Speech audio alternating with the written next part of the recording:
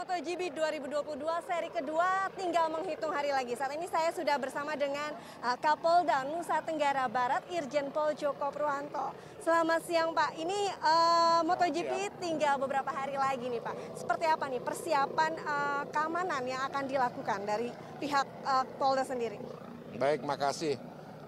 Jadi rangkaian kegiatan Pertamina Grand Prix of Indonesia atau kita sering sebut MotoGP Mandalika 2022, rangkaian kegiatan dari latihan bebas sampai penentuan pole position dan race-nya utama itu hari Minggu. Maka sekarang kita dari Polda Nusa Tenggara Barat dengan Polair, kemudian juga ada Wadan Kakor, Brigjen Setio, kemudian ada Karo Binop, Kabaharkam Polri, Brigjen Mahruzi.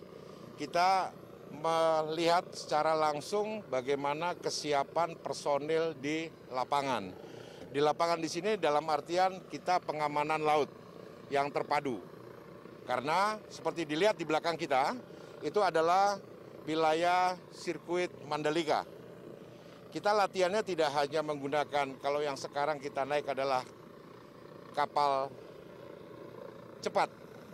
Kemudian kita juga lihat sebelah kiri itu ada heli yang juga kita latihan bersama, ada Sea Rider. Kita melihat kemampuan kita untuk melindungi atau mengamankan secara keseluruhan pelaksanaan dari Pertamina Grand Prix of Indonesia.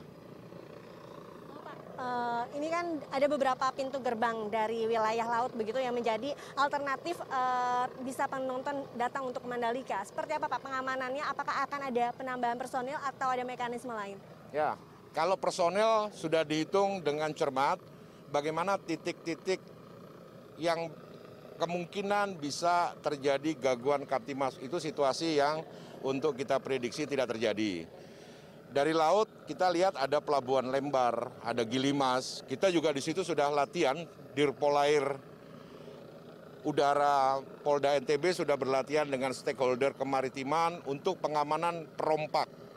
Satu sisi, kemudian pengamanan dalam situasi tidak ada kejadian apa-apa. Artinya bahwa di pelabuhan Lembar, kemudian pelabuhan Gilimas, juga ada beberapa seperti Kayangan, kita sudah mengantisipasi supaya tidak ada gangguan Kamtimas berkaitan dengan kegiatan MotoGP 2022. Lalu untuk skema pengamanan seperti penyekatan, berapa pos yang penyekatan yang akan dibangun dan juga telah disiapkan dan kapan mulai untuk disimulasi ataupun dikerahkan? Baik, jadi kalau kita lihat perintah operasinya adalah tanggal 15 kita udah siaga 1.